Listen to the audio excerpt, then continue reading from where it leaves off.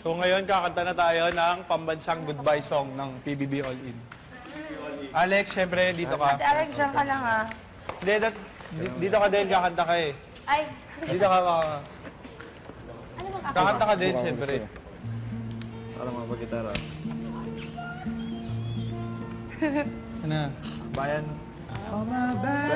Ay, nako.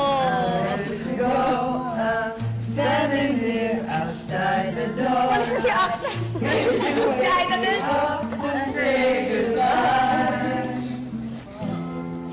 But the dawn is breaking, it's early morning, the sun is waiting, it's lonely time. Ready, I'm so lonesome, I can tell. Showcase. Ay, nauna. So kiss me and smile for me, tell me that you'll wait for me, hold me like you'll never let me go.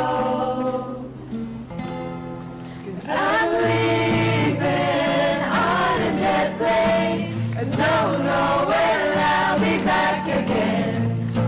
Oh, babe, I hate to go, 'cause I'm leaving on a jet plane, I don't know when I'll be back again. Oh, babe, I hate to go. And the dawn is breaking, it's early morning, taxi's waiting, it's going, it's on. Ready, I'm so low. Ay, buri na natututo na ako. Die.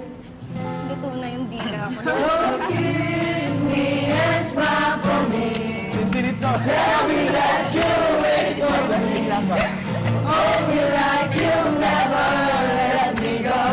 Water na luha ko. Cause I'm leaving on a jet plane, I don't know when I'll be back again. Oh, babe, I hate to go. Oy, dito si...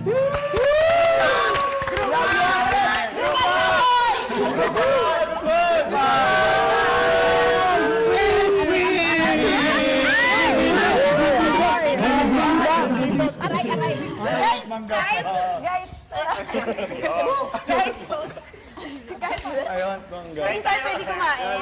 Kakain. Ate Alex, message mo muna sa amin lahat. Ito na yung Oh, si nakakaya Alex na, upo lahat, then message si Alex. Kung ganun ba kayo tulungan? Ay, hindi, magkikita naman tayo. Love you.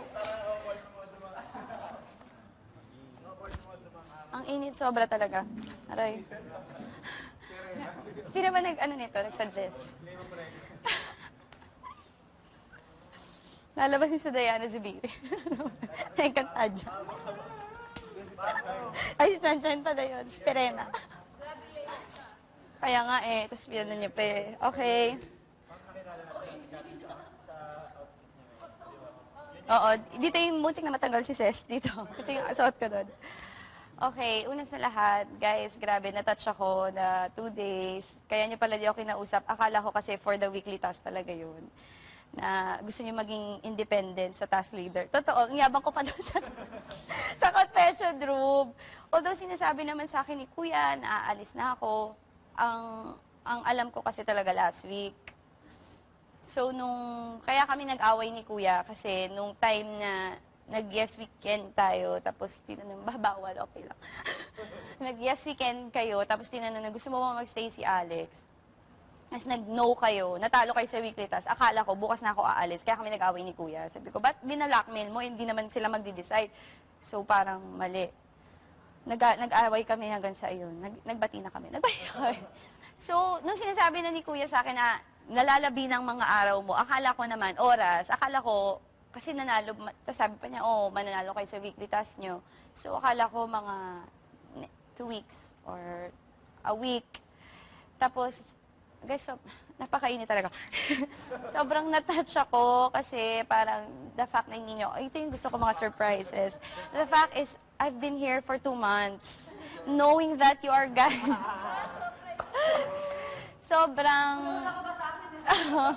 Sobrang na-touch ako dahil dun sa ginawa nyo. Alam niyo na ba, Auntie Jane? Seryoso. So, iyon. Tapos, alam nyo, every time, syempre alam ko talagang house guest lang ako, pero sa lahat ng challenges na binibigay sa atin ni Kuya, personally, gusto ko na talagang lumabas. Gusto ko na mag-BE talaga. Ano to? Ang hirap talaga, pati yung mga hassle to. I did not sign up for this. Oo, tus. Pero, ay, laki ko, ang laki. Okay. Para sa marshmallow. Pero pag naiisip ko, pero pag naiisip ko talaga na, kasi kayo yun guys, hindi. Pag naiisip ko na aalis ako, syempre mamimiss ko kayo, mamimiss ko si Fifth, si Joshua, si Jane, si Marie, si Daniel, si Nicole, si Nosy, si Loisa, si Fort, si Manolski, si Jamie, si Vicky, si Michelle. Pag naisip ko yun, totoo, walang halong biro, hindi ako nagjo-joke, hindi to etchos. Hindi totoo. Parang yun yung nagpapastay sa akin dito. Kaya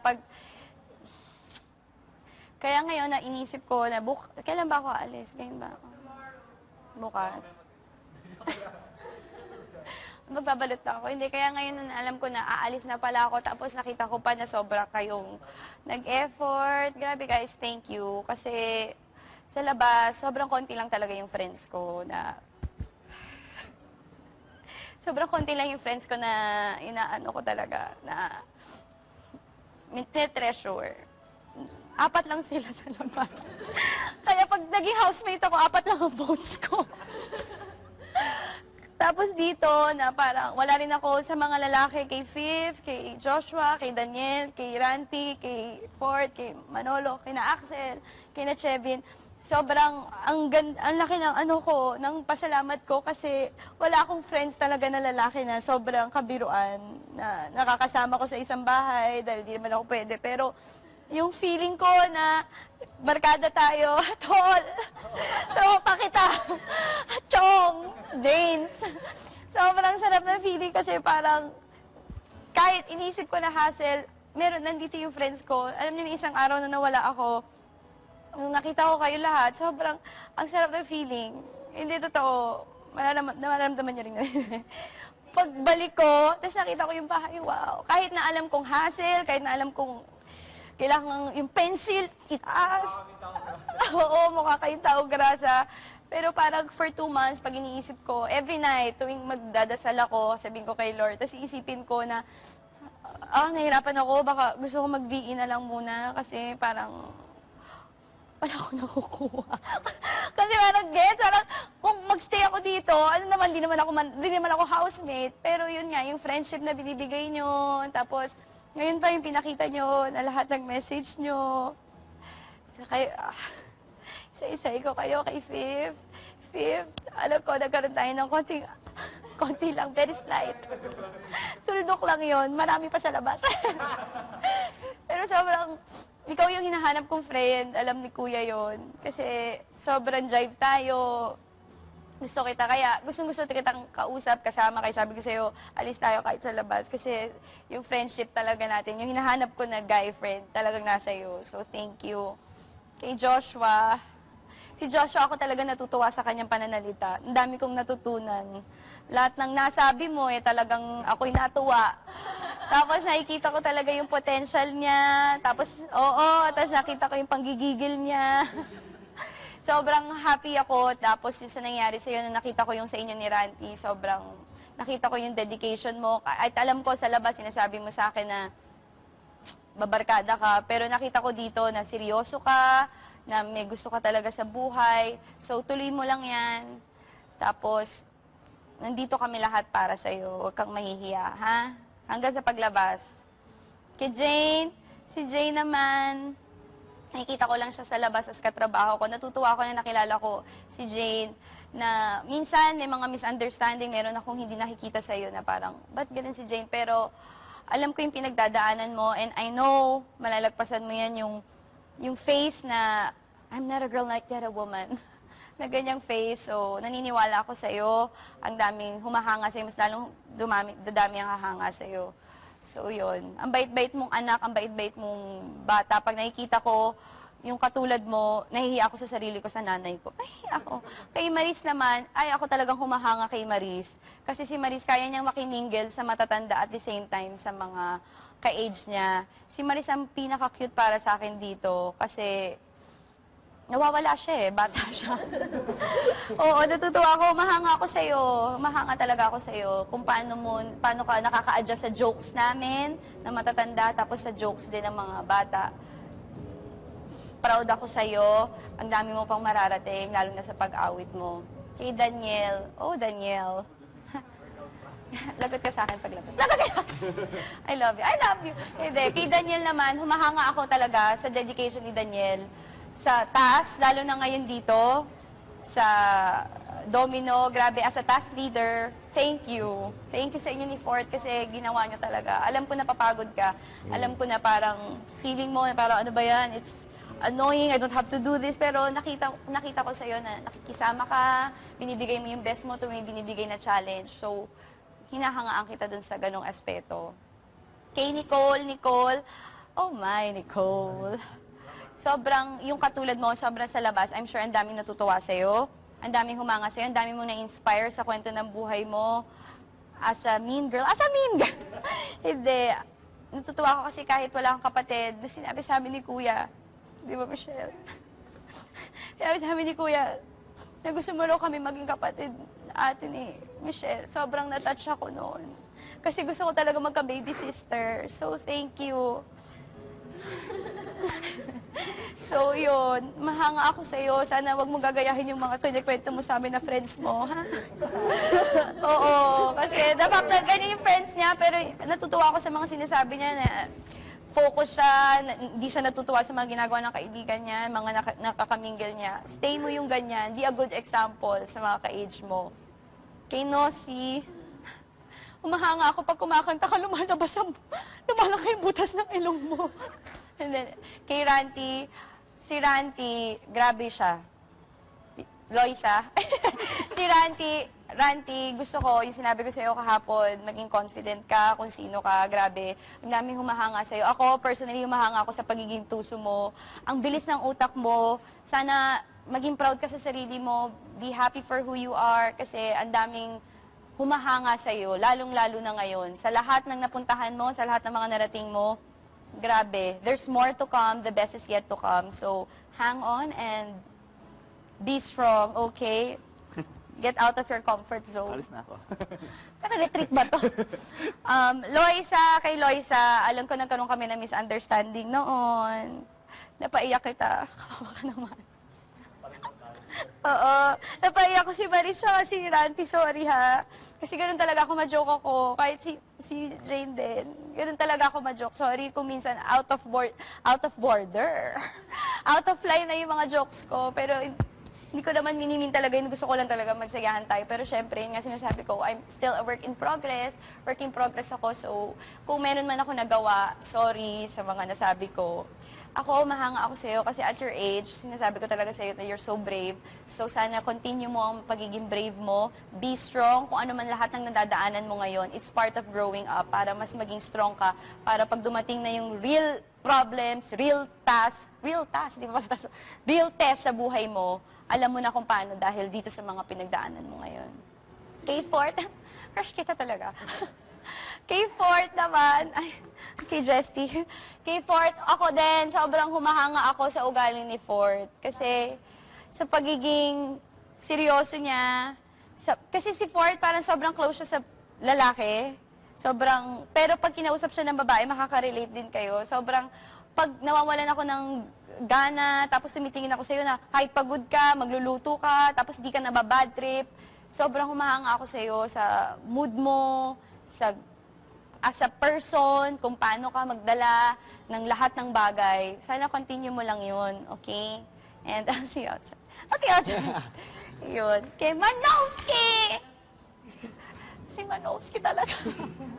Si Manolski naman. Ako, alam mo, Manolski, mahanga rin ako sa'yo dahil dun sa age mo, pwede ka mag-girlfriend, pero yung fact na gusto mo mag-focus, dun ako mahanga sa'yo na Hindi mo iniisip na maglande, mag-girlfriend, meron kang direksyon, may gusto ka, gusto mo, ito yung direksyon mo sa buhay mo. At that age, wala pa akong ganyan, nung age kita. So, natutuwa ako, and I'm sure proud na proud sa iyong mommy mo, pero dance na siya papasok. Hassle, even si Ned. So, sana matuloy yung dinner natin sa labas. Hindi, lahat tayo matutuloy yung dinner natin. Yun. And kung may problema ka, magkaka-girlfriend ka, call me, ha? Ako ang una mong tatawagan. I'll check. Si Jamie. Jamie, bago ka pa humanga sa akin, humanga na ako sa iyo sa faith mo. Ako yung naghatid sa iyo dito sa bahay ni Kuya. Sa sinabi mo, sobrang ako sa iyo. Sabi ko, wow, talagang may pinapatunayan. Yun kagad ang naisip ko dahil sobrang, pati mga t-shirt mo. Ako, sinasabi ko na, oh, Christian, nagiging cool Christian ako minsan. Nagkakaroon ako ng mga green jokes, bad jokes, pero ikaw nakita ko talaga sa iyo, hanggang sa hibla ng hair mo, sobra buti mo, sobra pinapakita mo yung faith mo kay Lord, pinapakita mo yung pinaniniwalaan mo. So, kung dito na-inspire kami, ikaw ang guidance counselor namin, much more sa labas, ang daming makaka-relate sa iyo, at ang dami mo na sigurong nabagong buhay sa labas. Nagamit ka ni Lord ng sobra.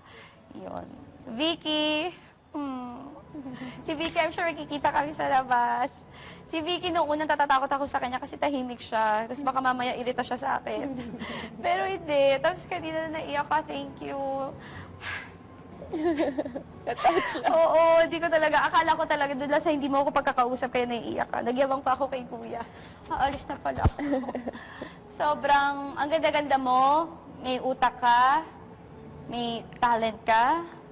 Tapos, ang buti-buti mo, pinapag-usapan namin yan ni Ses, na parang sa lahat ng sinasabi mo, hindi ka, kung na-offend ka man, parang tinatry mo pa rin, tignan yung positivity, wala kang masamang tinapay sa'yo, so natutuwa ako maraming masamang tinapay. Natutuwa talaga ako sa'yo kasi parang ang perfect mo na sana pipi ka na lang sa akin. Ang perfect mo, and sana paglabas mo, mas marami pang opportunities na magbukas sa inyong lahat, and yun, sana magkita tayo at sana makapunta talaga ako dun sa Bacolod Yes, mascara. Mascara. Ano ba, mascara? Kay Michelle, Jesty. Akala ko talaga nung una, talo tayo. Talo tayo! Di pala tayo talo. Si Michelle, kung may hinahangaan, din ako, isa ka sa hinahangaan ko. Una sa lahat sa taas. Ako, competitive ako pero mautos ako. Pero ikaw yung leader, kahit sinasabi namin, inaasa kita leader-lideran, ikaw ang leader-lideran na you walk your talk. Kung ano yung sinasabi mo, ginagawa mo, hindi ka nanghihingi ng asa sa iba, hindi ka dumidepende sa iba. So, continue mo lang yan. You're such a big part of this house, everyone.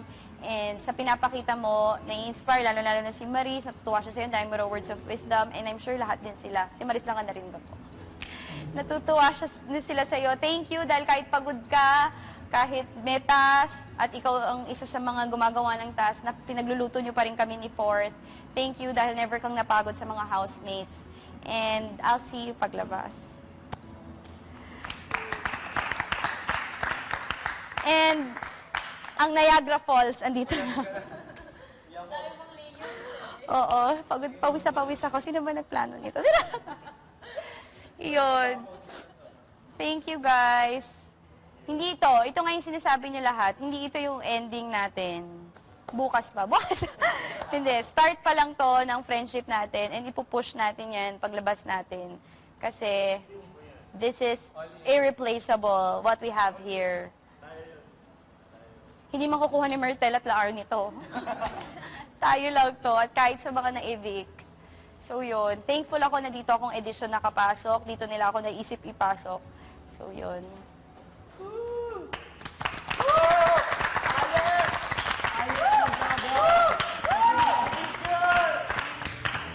F you all.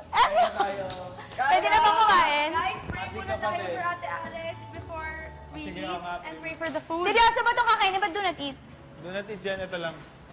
Pray muna tayo. Sakit ng ulo ko. Magkakalapit tayo prioritize na job. Wait lang, sobrang init pa talaga. Ba't nandito ako? Putol. Init. Tawas po. Hindi kayo. May next. Hanggang likot yung pawis ko. Sa gitna, Ate Alex. Ayun si Pala. Walang ka. Mukhang bulaklak lang. Okay. Woo, fireworks. Aray, dear God, salamat po sa araw na ito. Salamat po na nabigyan po kami ng chance ni Kuya na mabigyan po ng send-off si Ate Alex. Thank you po, Lord, na binigay niyo po si Ate Alex dito sa loob ng bahay, na pinayagan niyo po makapasok siya at mabago niya po yung buhay namin dito sa loob ng bahay sa bahay ni Kuya po. Thank you po sa lahat ng opportunities na binigay niyo sa amin na makilala siya at makilala niya rin po kami. Salamat po sa lahat ng oras na nakausap po namin siya, nakapag-share po kami ng buhay namin sa kanya, at may natutunan po kami sa kanya. Lord, alam namin na hindi namin makakalimutan kahit anong pagsasama na meron kami dito sa loob. Na Lord, kahit paalis na si Ate Alex bukas, alam po namin na mas kailangan na po siguro siya sa labas. At kami dito po sa loob, alam po namin na pagpapalain niyo pa po kami ng mas marami dahil po may kinukuha po kayo sa amin, alam po namin na ibabalik niyo rin po yun ng mas doble pa. Lord, alam namin na itong chance na to, Lord, hindi namin maibabalik. Kaya susulitin po namin yung binigay sa amin ni Kuya ngayong gabi. Nagpapasalamat po kami dahil ang dahil po namin pagkain na alam po namin ikakatuwa namin. Lord, alam namin masakit na may aalis po kaming housemate na sobrang malapit po sa puso namin lahat. Pero ngayong gabi po, mag-e-enjoy po kami dahil po isa siyang blessing, hindi lang po sa loob ng bahay pero sa labas. Pagpapalain niyo po si Ate Alex, ang family po niya with good health, with more blessings, and with a longer life. And we all pray and agree for a good love life for Ate Alex. Yes! In Jesus' name! In Jesus' name! Pagkabas! Siyempre, hindi mawawala yun. Oh well. Let's eat! Oh well.